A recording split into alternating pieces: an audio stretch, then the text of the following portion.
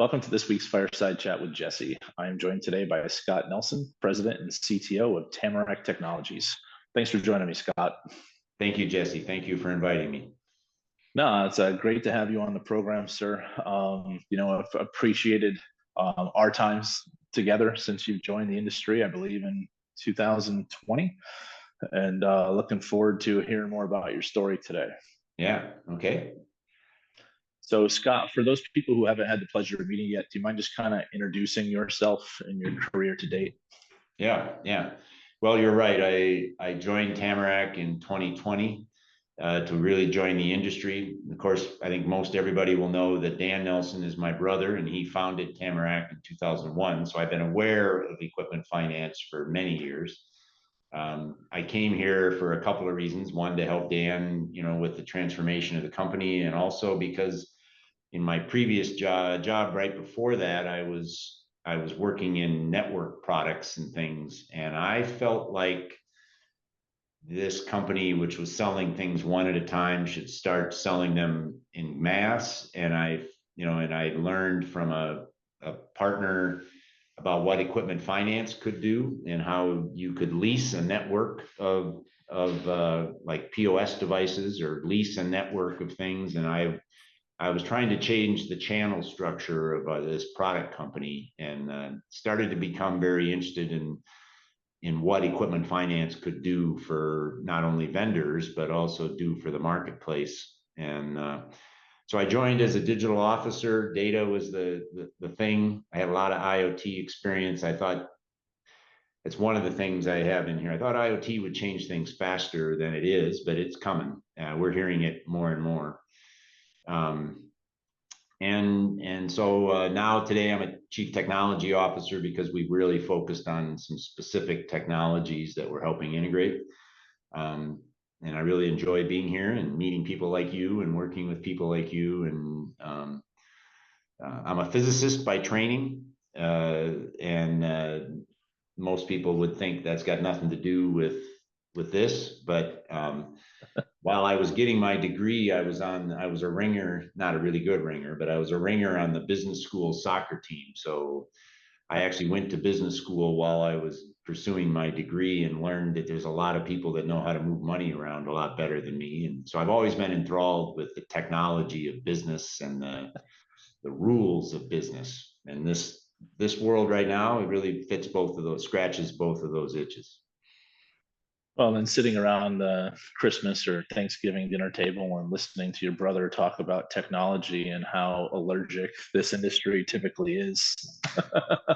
Yeah, it's an industry. In any industry, you can look back and see what it used to be. Sometimes what it used to be was 18 months ago. Sometimes it was 18 years ago. Sure. There's always change, just different pace sometimes. No, but definitely see the opportunity that you guys sought in the industry, and I've seen where you've been able to kind of transform basically a professional services organization to now a product / professional services organization. Yeah, so that's right. You're doing a good job there, Scott, for sure. Okay, all right. So I'm gonna do something. Typically, I ask the fun fact towards the back of the interview, but we're gonna move that forward. Okay. And thank you. Have you give us a fun fact about yourself that you'd like to share with the audience. Okay. Well, my fun fact is going to tie to someone that we've started working with recently, Alistair Canal. We recently had an announcement doing some work with Syndify, and Alistair's fun fact, I think a lot of people know, is that he was an MTV dancer. My fun fact was I probably saw the inaugural show of MTV, and I was very much a fan of MTV those first years because I was enthralled with the visualization of music. I have no idea how to write music, and I was enthralled with the idea that Tom Petty and ZZ Top would show us what their music was about, and it just was a great thing. And I still, to this day, I wrote an article for Mike Toglia in the EFA called "I Want a New Drug," which was inspired by Huey Lewis, one of my favorite MTV stars. And I kind of like that, the 80s MTV connection. My grandkids are learning about 80s MTV now, so the videos. Do you have any of the videos of when you were maybe in the background of one of those shows?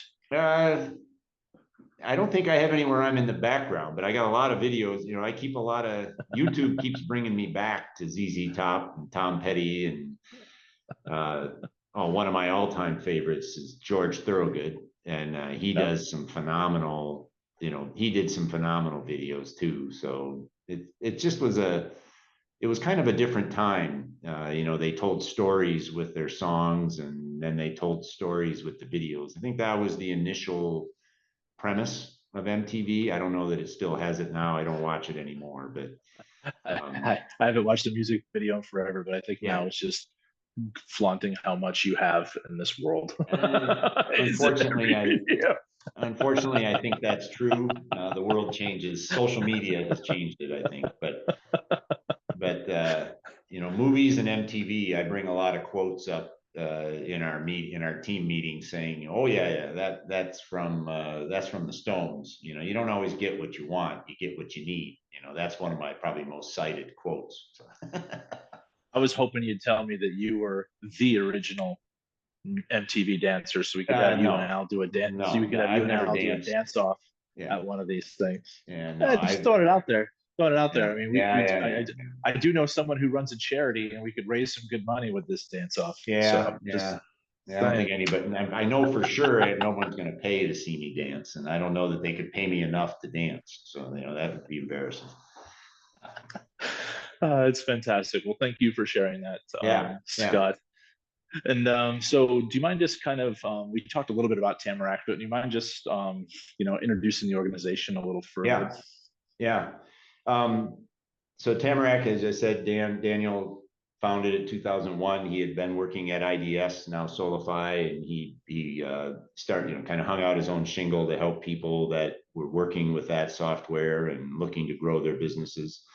It ran as a PS company till I think about 2014 when Christian joined, and then when I came, one of the first things I did was we spun off what's now North Tech to kind of get to a different strategy point. But it in 2020, I was coming out of primarily industrial controls and IoT. I could see how data and AI already were being used everywhere. And when I first came here, I thought that the product play would be using equipment from the data to help manage the contracts, manage the finances.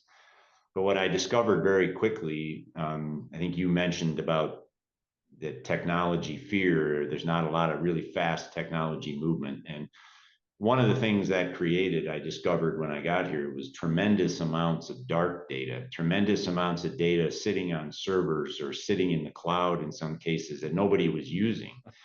Right. And I don't know that everybody knew at the time, but dark data is what builds AI. It's the fuel of AI. You build models on data from the past. And this industry has tremendous amounts of dark data, which is, like oil, tremendous amounts of fuel for AI. And so then we started heading in that direction. And the product platform today is all about using data for more productivity and better risk management. And that's done through the data visualization itself, the business intelligence, and through AI, primarily operational AI and prediction. I think you have a discussion about AI later, but I'll save some of that deeper discussion for later. Yeah, sure. And then, so you guys have the Tamarack AI. We also have Trailview. Yep. Um, Yeah, that's right. We have the professional service group, which is today about 25 people with over 500 years of industry experience. So this is what makes Tamarack kind of unique is we now have a products team that has one extremely special person, Timothy Applegate, who spent 25 years at Wells, biggest, one of the biggest companies in the industry.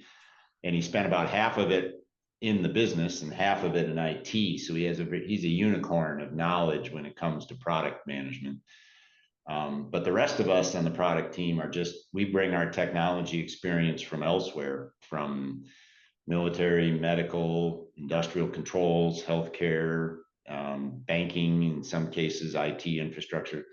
So we have this deep equipment finance experience combined with really deep and broad technology experience that doesn't have any baggage, really. None of us knew how it used to be done. So we just do it the way we think is the best way today with the technology that we see, and that Sure. I think that's, really helped us. It helps us identify the gaps and build the products. So our products today, we have, I think, 7 what we call service orders, but our big products today are the Data Council, which is the business intelligence standard set of reports. We have TrailView, which is a borrower portal, a customer service system, help borrowers see all their data and help customer service organizations be more productive.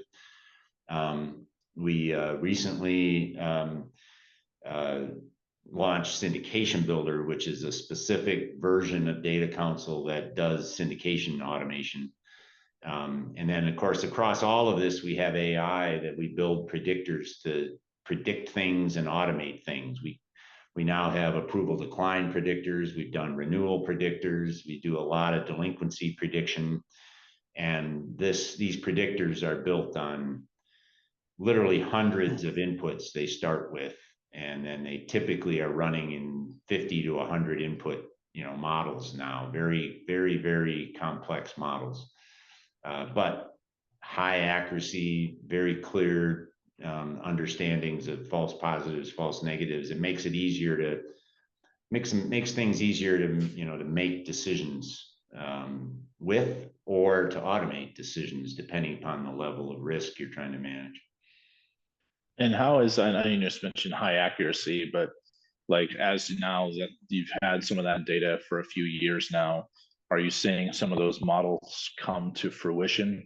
Yeah. Even with kind of like the economy, the way it continues to be stagnant and everything else? I'm just curious to see how those predictors are performing. Our AI customers, they watch the predictions against the real world, the outcomes at all times. We're always monitoring them. And they're getting more accurate, partly because we've added more data science capabilities so that we can take on more complex modeling. But they tend to be, the accuracy depends a little bit on the nature of the decision. We built a lender predictor, for example, and we had a customer who had 25 funding partners, and they'd syndicate with, sometimes deal by deal. And they had probably 5 to 8 that did 90% of their funding. It was very easy for us to build a predictor that just said, as soon as the deal was applied, it said this person, this company would want this deal. And part of the reason for that is the business now, the business practicality of not having 8 lenders who all want the exact same thing, right? And also having a history of data with lenders that creates the relationship, but also defines the credit box. We talk about credit boxes a lot. It's relatively easy for data scientists to reverse engineer the credit box and then tell if something's in it or not. So we feel pretty good about the accuracy that's been seen. I would say that most of the AI is used in a recommendation form where they look at it and it helps them confirm a decision or make a decision.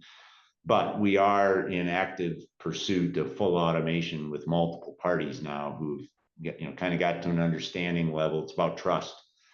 Sure. We built tools that allow you to emulate an automation. And once you've seen enough confidence in it, you close the loop, and that's kind of where we are right now. Well, and then you mentioned trust, right? And I think that's probably one of the biggest obstacles that you face. I mean, a lot of people, when they consider AI or machine learning and everything, it's like, oh my God, what is this going to do with all my data? Is all my customer info getting out there, or is everyone else going to be able to see everything that I'm doing? It's kind Yeah. of like that fear of what is this machine going to do to my business?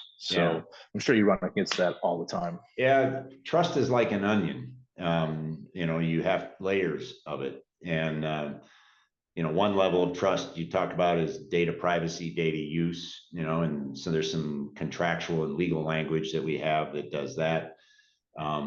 There's cybersecurity trust, and we started almost immediately down a SOC 2 Type 2 path, and in June we just received SOC 2 Type 2 clearance, and Congrats. that customers I think respect that, and I think rightly so. I mean, to be a SOC 2 Type 2 organization, it's like being a medical device manufacturer, and I've been in those systems too. You have to do what you say you're going to do, and you have to know all the right things to say. So it's all third party audits, it's all third party management, and those parties are good at asking and finding the data that shows whether or not you truly are doing what you said you would do, right? And so Sure. it's a good system. It's a good system. Sure. It's a quality Sure. system.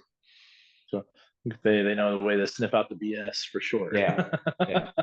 The core of the onion and trust, though, Jesse, is data integrity. Do I trust my own data? Is the data, is this data Sure. ready, to be trusted to make a decision on its own? Because eventually that's what you're doing. You're building a model on data, and you're then, if you're going to close the loop on it, if you're going to let the AI make the decision, you're trusting the model. And if the model is built on bad data, then you might have risk. So it's an onion. Trust is an onion, lots of Well, layers. so that's an interesting scenario, right? So Dan's had the organization for 19 years. Scott comes on board, wants to build this AI tool, right? Yep. People are going to be trusting that data. Dan has 19 years worth of Yeah. trust in the industry. Yeah, well, no doubt. I mean, we built on brand trust, and we built Yeah. on domain knowledge. That's part of the trust, Yeah. Yeah. and Yeah. it's always fun for me to be in a meeting with Timothy Applegate and a smaller, up and coming, fast growing lessor. And once they kind of figure out that Tim used to operate at the Wells Fargo level, and he says, well, you might look at doing it this way. They tend to listen to that experience, right? And Sure. battle scars are sometimes very useful. Learning by mistakes, right? I mean, AI learns by trial and error, and when you've been in the business for 25 years, you've got some opportunity to learn from mistakes and not make them again. Sure. Sure. I'm going to circle back to the Tamarack organization perspective. So you Yeah. got around 23 subcontractors for the professional services. How many people total, and then like locations? So I know you're Yeah, close to downtown Minneapolis, but where's that's right. everyone at? I'm coming to you right now from Vandalia Tower. It used to be a mattress factory, and it's all built out nice. Although that's why we have the background here. It's not that nice, but it's right in the middle of St. Paul, Minneapolis area. We've got about 35, and I think we've got about, I'm trying to think, 30 employees total with 5 or 6 contractors. It kind of comes up, goes up and down. Sure. We're pretty much coast to coast. We have people on the West Coast, Seattle and California. We've got people in the East Coast, because sometimes when you're looking for an InfoLease expert, you don't tell them they have to move to Minneapolis. You take them where they are, and most of our business is able to be done remote these days. Combination of cybersecurity technology and just Teams technology.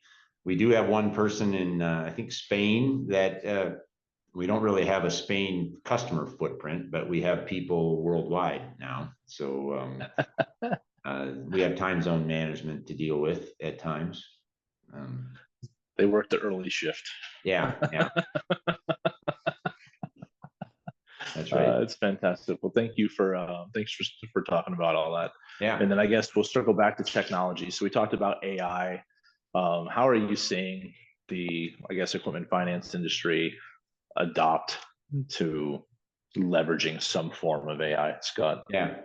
Well, I think I think the big software players, the Solifys, the Odessas, the Alphas, the LTIs. I don't want to insult anybody, but I think they'll tell you Yeah. that we're still at I think we're past the midpoint, but we're still bringing people, to the cloud in some sense. And we're still, I think people have become comfortable with cloud systems, and they're getting comfortable with it, the use of and control of and security of their data. I think one of the reasons that technology is you could argue that there's a lot of technology that can still be adopted here is I was looking at the technology adoption curves. It's kind of like the hype curve from Gartner, but there's also technology adoption curves that look kind of like jump the chasm curves, and across the chasm.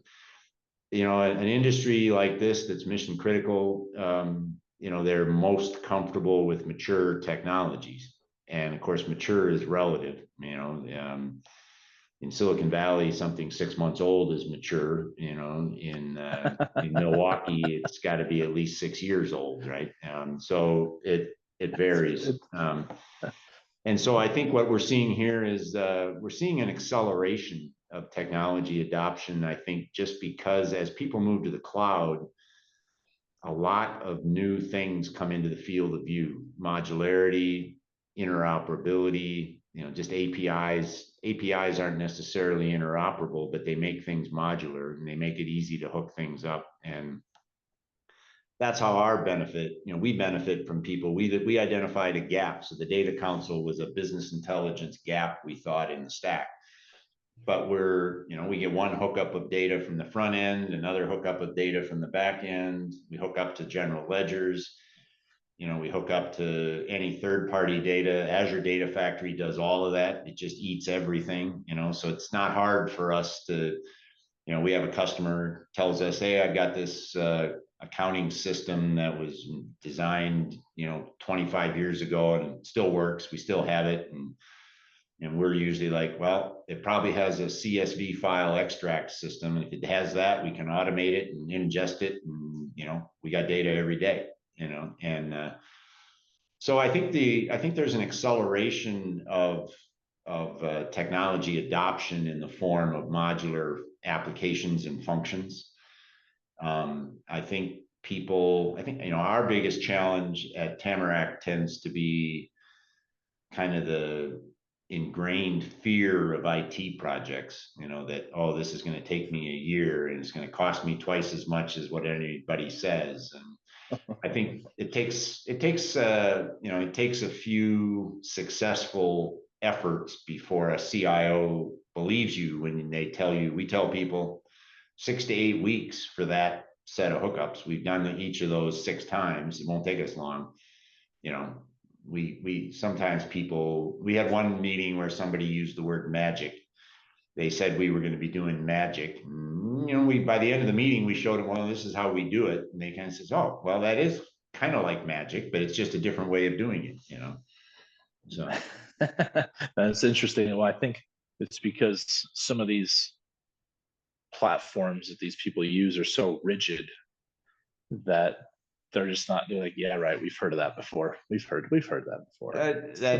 Well, they have a lot of experience of the opposite type, right? They have a lot of times when they were promised 3 months and it took 6, and you can't denigrate that experience. You can't make it go away without a number of of the opposite types of experiences. Sure. Well, I'm going to move on to another topic point, if you don't mind. And I know we talked a little bit about kind of like the state of the industry, or I guess just kind of the general market conditions. How does that lead to people wanting to invest in products that Tamarack has to offer? Yeah. Well, kind of 2 questions there. So the first question about state of the industry. I think this industry is incredibly strong. I think this industry, and maybe this is because I'm an outsider and somebody will say duh to this, but I've been researching and working with others on equipment as a service. Where I come from, they called it hardware as a service, and it was people who built things trying to sell them on subscription, sell hardware on subscription. And that was one of my attractions to equipment finance is if you pay for it every month, that's kind of like a subscription. It's not always a subscription. Sometimes it's just a loan, but I think equipment as a service, which is something that's emerging and is a topic frequently, this industry could make capital purchases obsolete. Right? They could turn everything into OpEx. And I think the industry is learning how to do that from a financial risk point of view. I think the industry is learning how to do that from a data and information point of view. And there are people out there that have the vision and are acting on it. And so I think the industry is very strong. And I think it's an industry that's attracting a lot of investors because they can see, anytime you have an industry that's kind of this small, you kind of know how small it is, Jesse. Everybody knows you, and you know most everybody. And yet it's an industry that moves. I think the number I saw this week was $1.7 trillion around every year, right? I mean, it moves a lot of money, right? And yeah.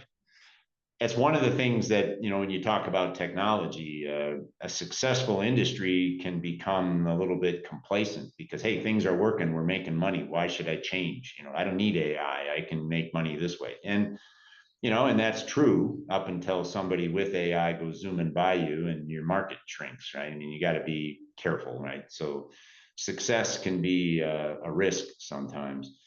Why do people buy our products? I think we were looking at data earlier today. Most of our customers are growing very fast, and we feel really good about that. They're growing while using our product, but that's a correlation, maybe not a causation, right? And I think I told hey, come on, the person, give yourself some credit, man. well, Come on. I told the person that was doing. I said, I've looked at this, and it's a classic correlation causation marketing risk, right? And I said, but here's the deal.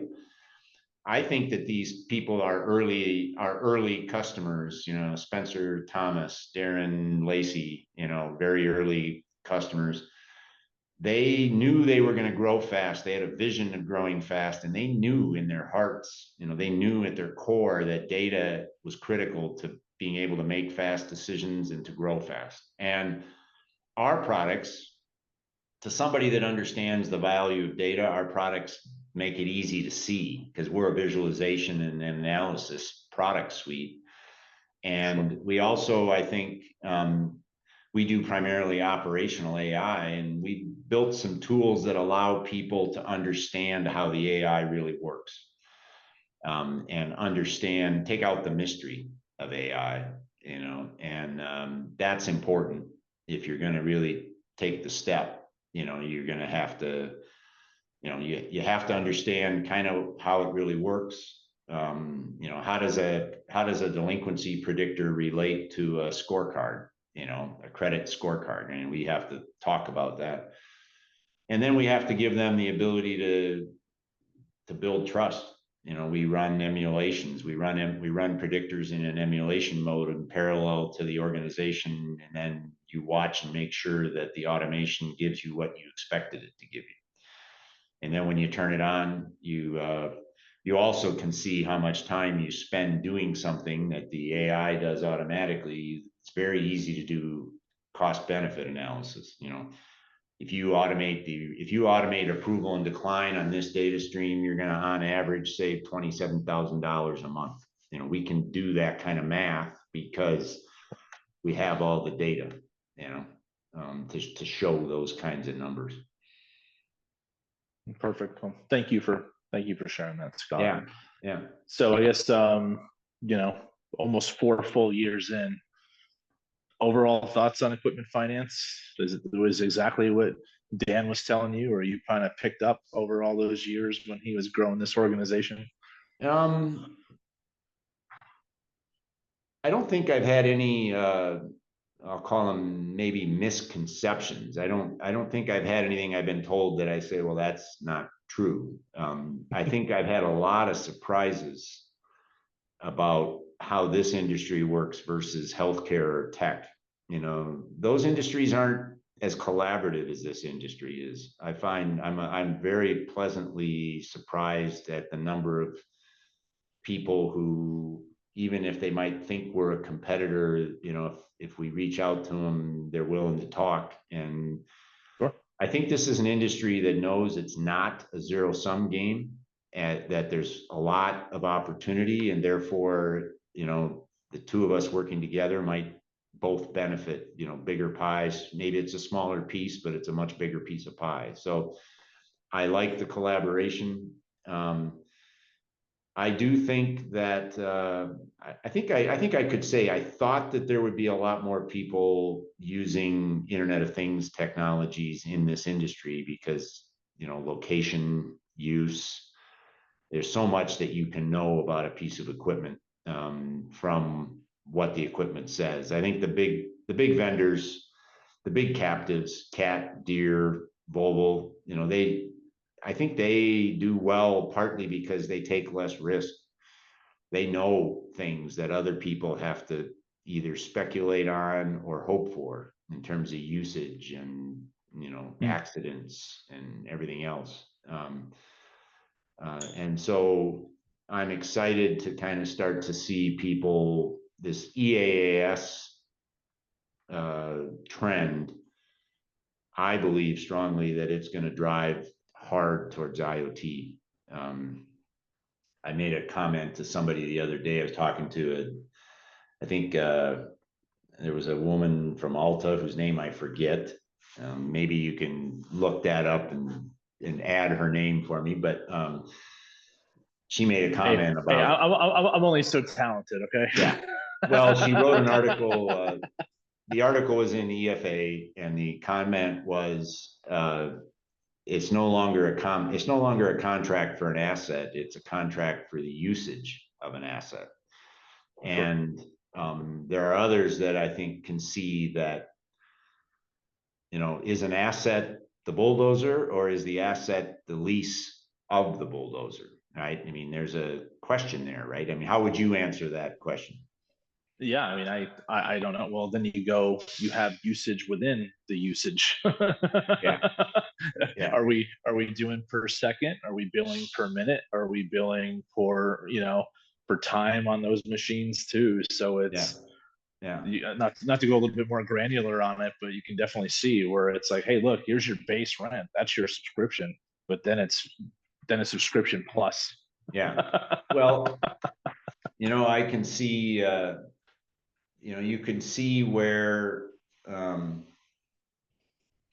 know, I could see where a piece of equipment could actually be the contract or hold the contract, where the piece of equipment would have everything about it, and you would, you know, you go up to the piece of equipment, and, you know, it's a little bit like the sharing assets in some big cities with bikes and things, but that's all managed on a contract system in the cloud and on apps. But you could imagine where the whole contracting system lives on the piece of equipment, for, you know, if that makes sense, right? Yeah, And yeah, because any piece of equipment, whether you buy it with capital or whether you buy it, you know, with equipment finance, the goal is to have it running 24/7, right? The goal is for it to be operational because it does something valuable, right? and what is the useful life of said asset?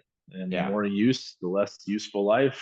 Like, okay, the residual should be lower. I mean, there's just certain things where, Yeah, there's all yeah, kinds no, of, yeah, yeah. there's all kinds of, and there's See, and this is contradictions in and, that. and this is and this is great for your mind. Mine, Yeah. I'm more of a simpleton, Scott. So, Yeah. I can only Yeah. go so far with you down this rabbit hole, but I'm sticking with Well, you so far.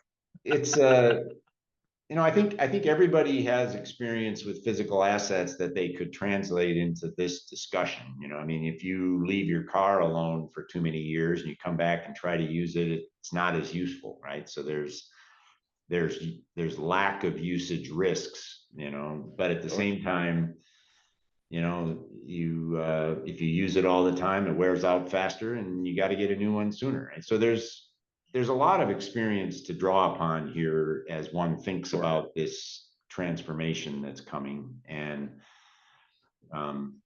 I think the key to this is data, and then this is an area AI is going to dominate, because AI is when I worked on AI in healthcare, the big thing for AI in healthcare is predicting patient behavior, because most of our costs in healthcare are patients not doing what they're told. And so if you can predict the behavior and help the behavior, you can reduce the cost and help the patient. And usage is a behavior. So there's going to be a lot of AI in usage-based systems. Sure, sure. No, 100% there, sir. Yeah. So, I want to change gears a little bit. So, Sure. being in the industry for 4 years, kind of from an industry relationship perspective, um, being out there, I think I've seen you at several conferences in the last few years. Kind of what do industry relationships mean to you, and how have they molded kind of where Yeah. you are right now? Well, let's talk about the relationships that I have, right? As a technology guy, I have a lot of relationships with people at Solify and, the other technology vendors with whom we partner, LeasePath, LTI. And I always talk to, I talk to the fintechs that show up in the industry and kind of figure out how they're going to get in. I have I really enjoy my relationships with, Rita and Lisa at the Monitor, giving us a voice to share our visions, and Mike Taglia at EFA. When I had the Huey Lewis in a news idea, I called Mike, I got an idea. I'm not sure you're going to want to use it, but our designer found this. We couldn't use Huey Lewis's picture, but he found a guy in a red suit that was from the video, kind of, and it just was a really fun piece. And I really enjoy my, I don't know what you call those, thought leadership or somewhat academic Yeah, relationships. some good articles written for sure. Yeah, well, it's fun for me to share, and hopefully people want to talk about stuff, Sure. And then you have the associations, of course, like Equipment Cares and NEFA. And was talking to another partner this morning who said that he was going to a CLFA conference. And right away I'm thinking CLFP, and then I'm thinking, no, it's not. He didn't say P, he said A. And then I'm thinking about, he's sitting in Toronto. The C must be Canada, it's, and so these associations, I think, create, there's fewer of them than I'm used to in the tech world. And I think they are a little bit more, they're a little deeper. The people know each other. They're a little bit deeper in terms of the value they give, back to their members, and the value they give to new members and new attendees. So I like them. There's a lot of fun to be had. And my focus as a professional has always been learning. And I find this is an industry that really supports learning. And I'm not saying it's simple. I'm saying it's an industry that supports learning. There's a lot of knowledgeable people that share what they know and are willing to share what they've learned. Sure. No, I mean, you mentioned the word collaborative earlier, and Yeah. that's this industry to a T. Competitors coming together and figuring out, because he's also said this, there's enough of the pie out there for everybody. Yeah. It's just how we make sure we're attacking it correctly. And then, collaboration helps a lot. Yeah. Well, an interesting question. When we had the standards panel at ELFA a couple of years ago, one of the things that motivates an industry to do a standard is fear that somebody else is going to come in and take over, right? And an interesting question for this industry is, we know each other's competitors within the industry. We know who competes with whom pretty well, but what industries, who are we not paying attention to that could all of a sudden show up here one day and do what we do? Whether we means a software provider, or we means a lender or lessor, right? what do you think about that? I mean, if you think about other industries, is there which ones do you think are tangential right now? I mean, the sad part is though is my first job out of college was in retail, Scott. Mm-hmm. Then I went. My second job was sales at Yellow Book, and then I got into equipment finance in 2005. So my blinders are definitely on when it comes to maybe that's why I'm such an equipment finance homer, Yeah, because this industry is my home and this is what I love doing. But use Brooks in the medical industry, and there's constant changes that are going on there, or different things that, like over, I think it's almost like over regulation, yeah. all these different things that they're doing. But I'm probably not the right person to have a, I guess, a broad spectrum of different industries out there, man. So Yeah, yeah. Well, it's the kind of question that some people in the associations and stuff, I'm sure are always looking at and thinking about. And um, but it's an industry right now that does very well. I can see it as, when I see, right, we've got over $5 billion under, that we can see in our systems now, or under management, right, 50 to 75,000 contracts, and you look at them sometimes and look at the data, and equipment finance is, to a great extent, it's the heart of the economy, because it's the heart of small and medium business. It's what makes small and medium business work, right? sure. Um, and so it has a very genuine strength, I think, from its customer base. I would agree with you. I would agree with you there. Scott, so I have one final question for you, if you don't mind, sir. Okay. And that is, why should someone want to do business with Tamarack? Yeah, yeah. I think we're unique in the combination of capabilities that we now have at Tamarack. Like I said, we have 25 people representing over 500 years of industry experience, specifically EF. Like you said, they probably, like Dan, I think his first job was probably at IDF. And so he's been in the industry for 35 years, right? And so that is important, right? I mean, where people have been, where the mistakes are, and that, how to make things work. But then our technology team, did not grow up in equipment finance. We weren't constrained by any of the things that might have prevented cloud access and things. We've got people.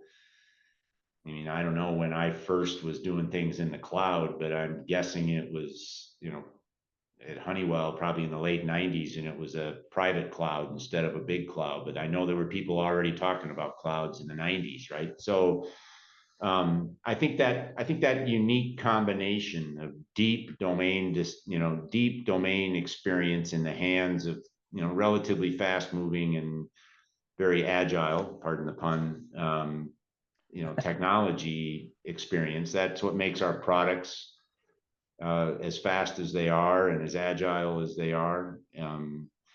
We've been doing products since 21. We've now got, seven different product lines, and we got, seven more on the, and that's calling all predictors the same. We've got probably Sure. seven different predictors we could do.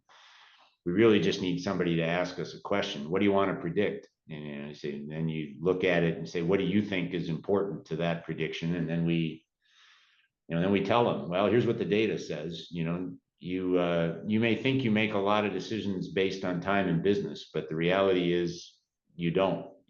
There's things like that we can see sometimes. Sure, sure. Well, I really appreciate your time today, Scott. Thank you for Yeah. sharing your story and talking more about Tamarack. And look forward to seeing you probably in a couple of weeks at the Ops and Technology Conference.